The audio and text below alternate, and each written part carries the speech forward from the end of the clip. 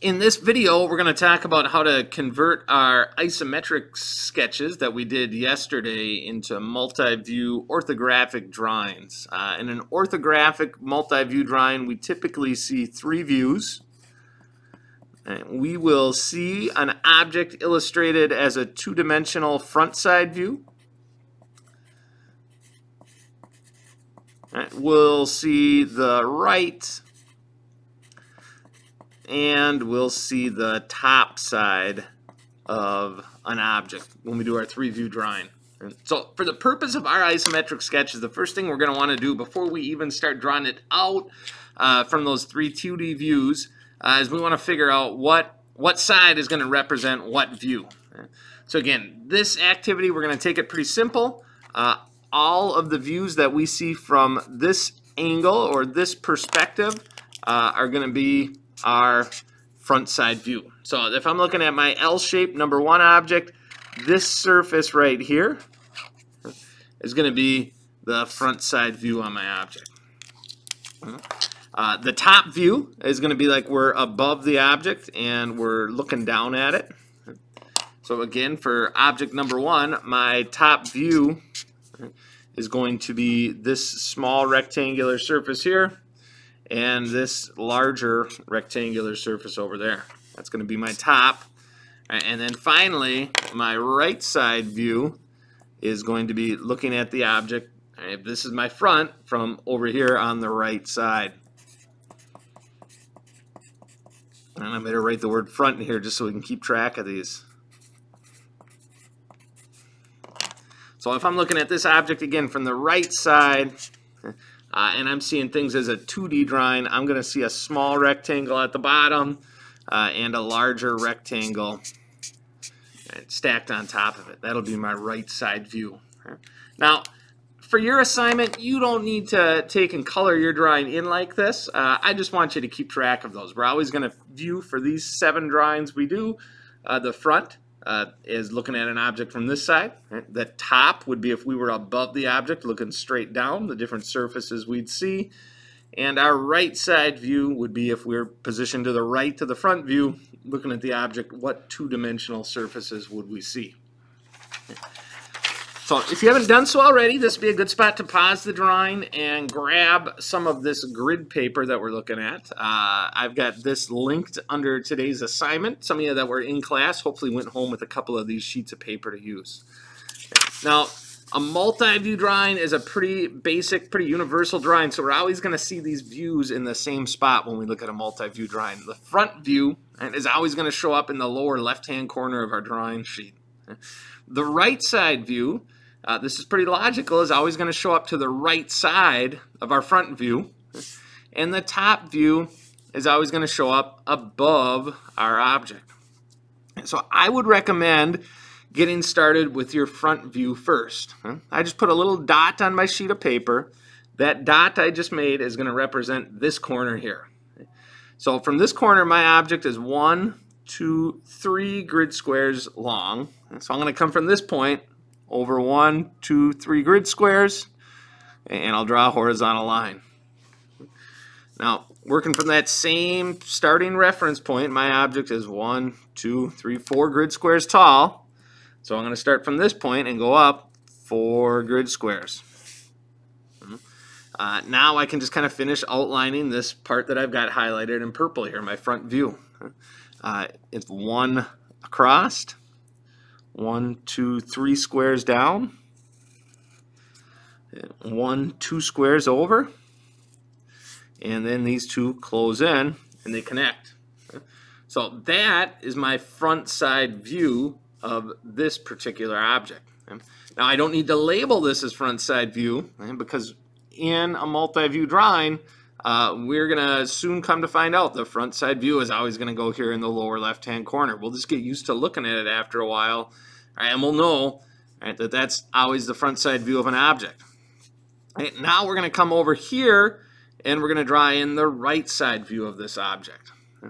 Now when I move objects around, I'm going to take one of my Lego car boxes. If we look at this side of my Lego car box and we say this is the front side view, and then I rotate it this way and say this is your right side view, Okay, does the object get any taller? It may look that way just because I've got my front-facing camera so close to it, but the height of this box stays the same as I rotate it around. We're going to have the same thing happen here. When we go over to draw in our right side view, the height of our right side is going to be the same as the height of our front side. I have no idea why my camera is pulsing in and out of focus on you. I'm going to take my hand out for just a second. Oh man, let me try this. Well, that's going to get annoying for you folks. Let me pause this and see if I can fix that technical difficulty. All right, we're back. I don't want to give anybody motion sickness with my tutorial video, so I think I've got that issue solved. All right, now, the point I was trying to make before the camera started acting up, the height of this object, right, whether we're looking at it from the front or we're looking at it from the right side, isn't going to change. This object is always going to be 1, 2, 3, 4 grid squares tall. So I'm going to draw my right side view in over here, but I want the bottom of my right side view. I'm just going to do some light construction lines coming over. And the top of my right side view to line up with the top and bottom of my front side view. Okay. So now I'm going to draw the two objects that I see from the right side, and I've got those highlighted in pink already. I know at the bottom of my right side view, I'm going to see this surface here. And this is a rectangle that's 1 square high, 3 squares deep. And so I've already got my 1 square high. I'm going to come over 1, 2, 3 squares,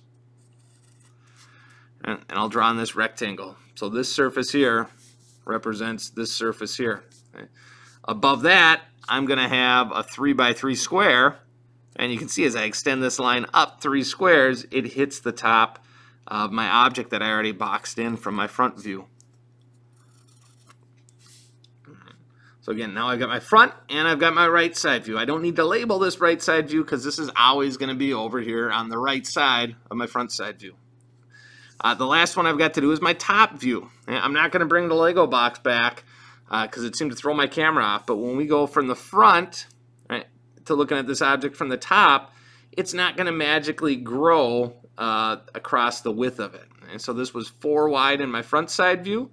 As I look at it from the top, it's going to be 1, 2, 3, 4 squares wide as well. Or I'm sorry, 3 squares wide in my top view as it was in my front view. So I'm going to extend a couple lines up. I'm going to come from this side of my front view. I'll just do a light line going up. Come from the opposite side of my front view and draw a couple light lines going up. Now, I put 3 empty squares in between my front and my right side view. So I'm going to do the same between my front and my top side view. I'm going to leave 1, 2, 3 squares empty. I'm going to come across here and draw a horizontal line. So that horizontal line represents this edge and this line here on the edge of my top view. Now I know looking at this from the top, I'm going to have a rectangle that's 1 wide, 3 tall.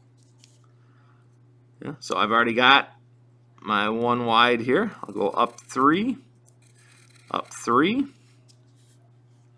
So this again represents this surface. And then this surface down here is 2 wide, 3 long.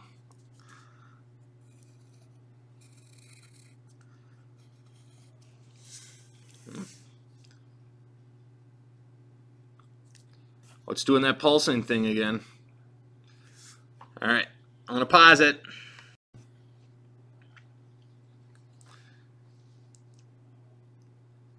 All right, it looks like we got it fixed again. I apologize, folks. We're doing the best we can with the resources we've got here for these digital videos. So now I've got this one complete. I've drawn out what my top view would look like. It's positioned above my front side view. I've drawn out what my right side view would look like. It's drawn directly to the right of my front view. I've got this little space left up here. What I'd like you to do now is take your isometric drawing. This is probably going to make the camera strobe again. Right. Yours won't be colored up as nice and pretty as mine is. But we're going to take the isometric drawing and we're going to go cut around it.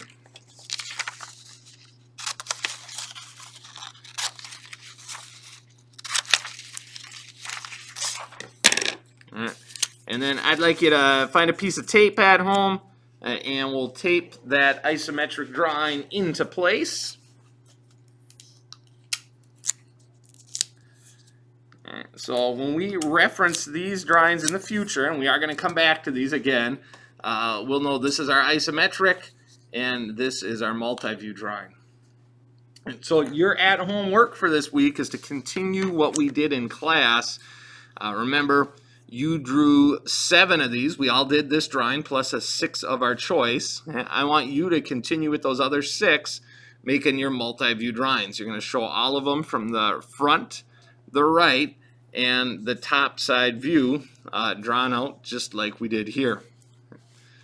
So go ahead, get started early on this. Hopefully it's early in the lesson cycle when you're watching this video, and email if you have any questions. I'd be glad to help you out.